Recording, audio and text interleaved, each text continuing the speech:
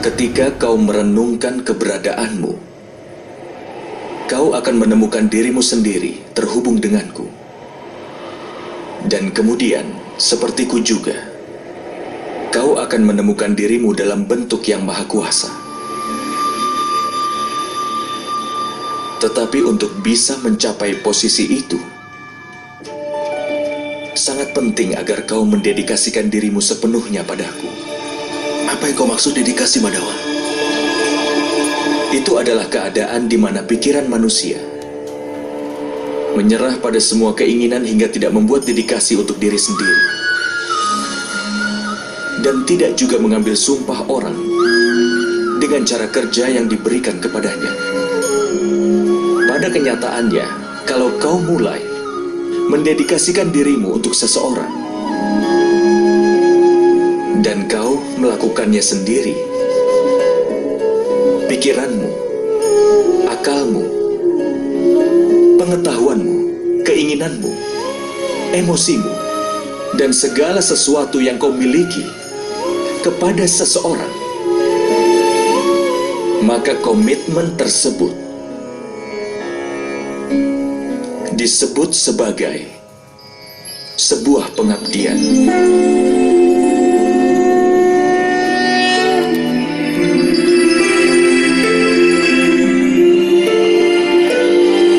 Seorang istri berkomitmen untuk suaminya.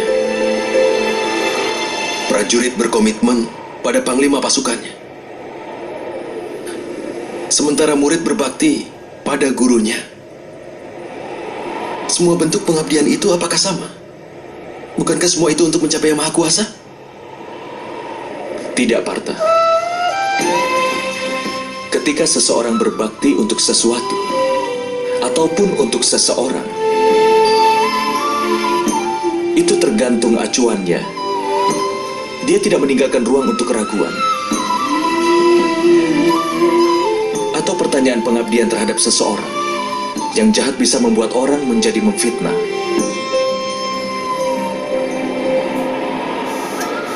Raja Anggakarna meskipun tahu apa yang benar,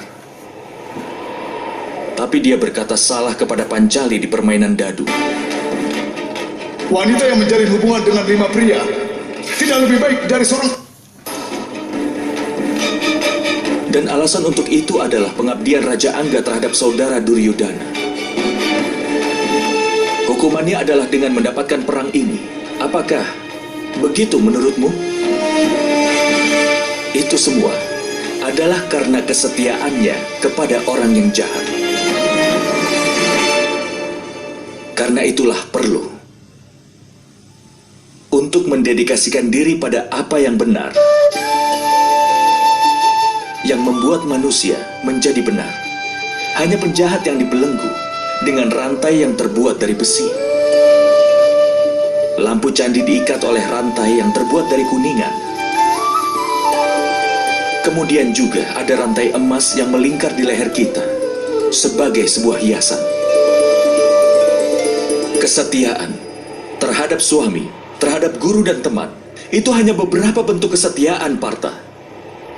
Tapi yang disebut kesetiaan sejati adalah kesetiaanmu terhadap yang kuasa.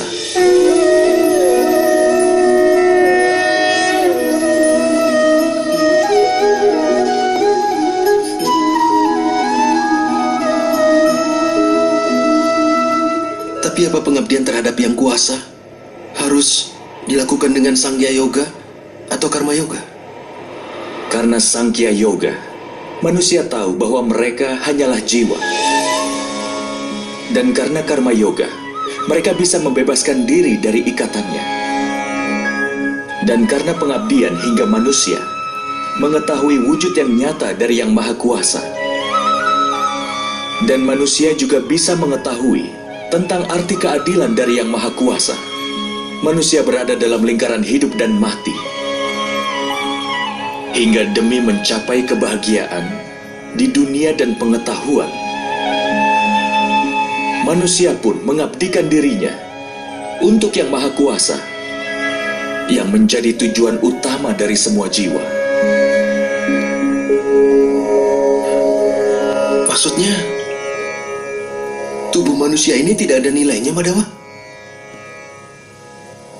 Itu pasti bernilai, Partha. Tubuh manusia menjadi media bagi manusia untuk bertemu dengan Yang Maha Kuasa.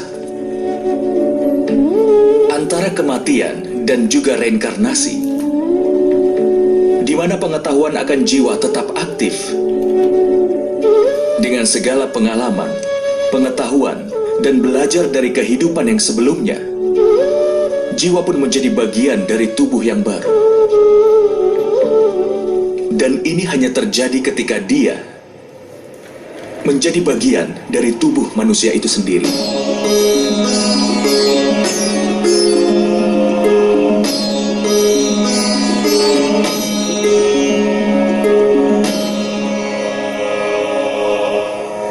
Tapi Madawa, dengan membunuh orang-orang yang hadir di sini, apakah kita tidak menghancurkan kesempatan untuk menyelamatkan mereka?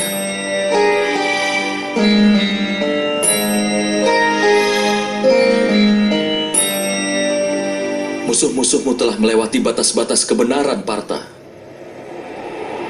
Kejahatan telah menjadi sifat kedua mereka. Keselamatan bagi mereka tidaklah mungkin.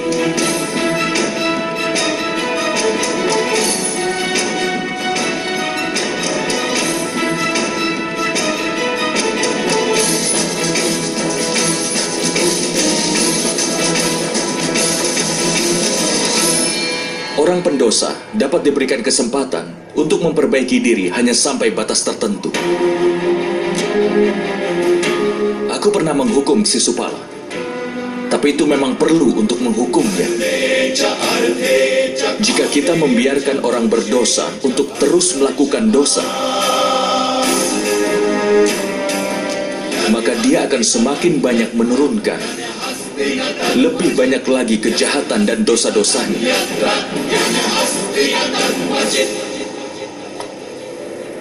Tugas orang baik adalah menghentikannya melakukan kesalahan lagi.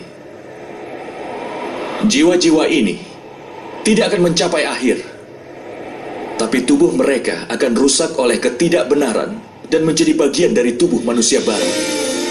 Tetapi ada lebih banyak kesempatan lagi dalam tubuh baru mereka. Jika kau melakukan perang ini dengan pola pikir bahwa itu memang pantas, tubuh manusia bagi manusia adalah kekayaannya sebagai harga diri mereka.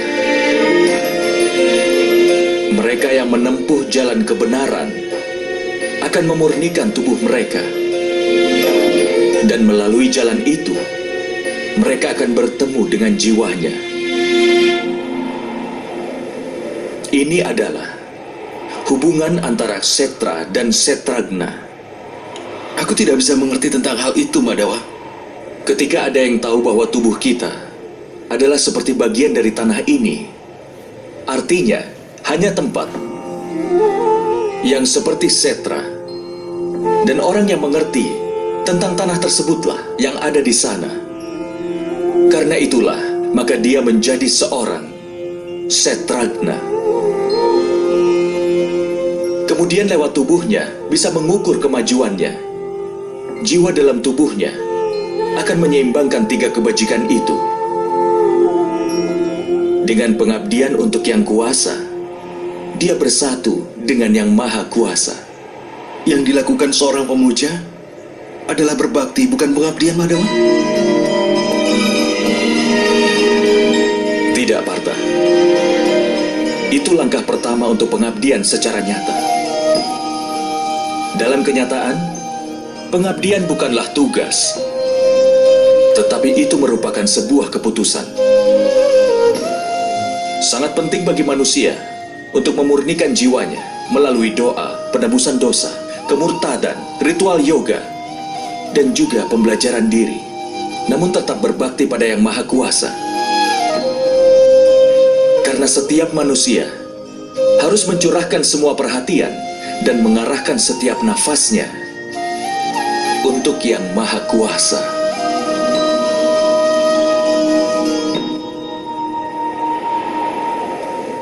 Jika pengabdian adalah keputusan, Lalu apa pentingnya berdoa, penebusan dosa dan hal semacamnya? Hanya cara dan alat untuk membersihkan dirimu hari ini, dan nanti akan kotor lagi. Pikiran manusia akan tertuju lagi pada Yang Maha Kuasa hingga berulang kali. Karena itulah perlu untuk berdoa, penebusan dosa, pembelajaran diri, dan yang lainnya, supaya kau selalu ingat setiap waktu bahwa hidupmu adalah pengabdian untuk Yang Maha Kuasa. Tidak penting bagian sungai mana yang kau selami. Yang penting adalah bahwa kau bisa menyelam. Hanya ada satu dedikasi dari Bhakti Yoga, bahwa dengan menyerahkan kehidupannya ke Yang Maha Kuasa, manusia harus meneruskan pengabdiannya untuk Yang Maha Kuasa agar dia bisa menjaga kebaikan dalam hidupnya. Lalu apakah kebajikan dan kebaikan itu, Madawa? Tanpa alasan, demi kepentingan diri melakukan kekerasan adalah dosa. Sesungguhnya, anti kekerasan adalah dharma yang utama. Selain itu, kejujuran, tidak emosi, pengorbanan, ketenangan jiwa, tidak menjelekkan orang lain, perasaan welas asih, tidak tertarik kepada sukacita, tidak melakukan sesuatu tanpa alasan, tenang, sabar, pemaaf, dan kesucian tubuh, serta tidak melawan kebenaran dan juga tidak angkuh. Sifat-sifat mulia ini disebut sebagai sifat sattvik atau sebuah sifat yang mulia. Dengan ini manusia bisa melakukan kebaktian, artinya bisa berbakti kepadaku, sambil menjalankan kewajiban dalam hidupnya, sambil menegakkan kebenaran, dan hidup tanpa mengharapkan pahala dari perbuatannya. Akan aku berikan ketenangan, dan setelah kematian ku beri tempat untuk bersemayam dalam diriku.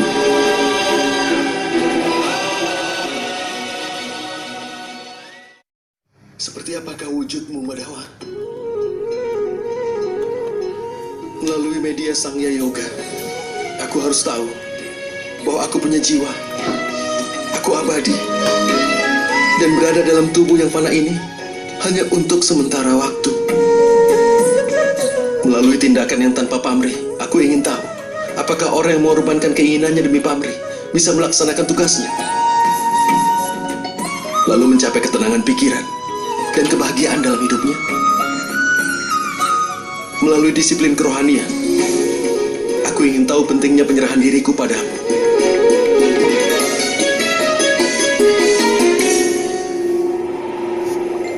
Tapi Madawa, kau pernah mengatakan bahwa Yang Maha Kuasa bukanlah manusia yang berdiri di semua tempat.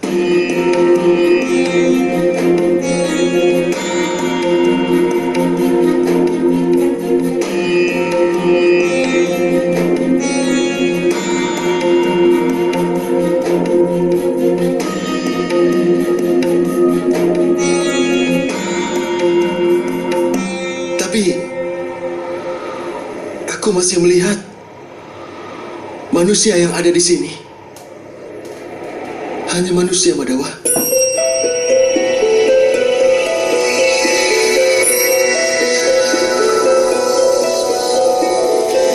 Narayanam namaskritya naram chaiva narottamam devim saraswatim vyasam tato jayam.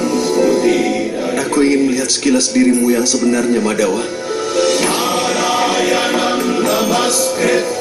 Kekuatan, kemasyuran,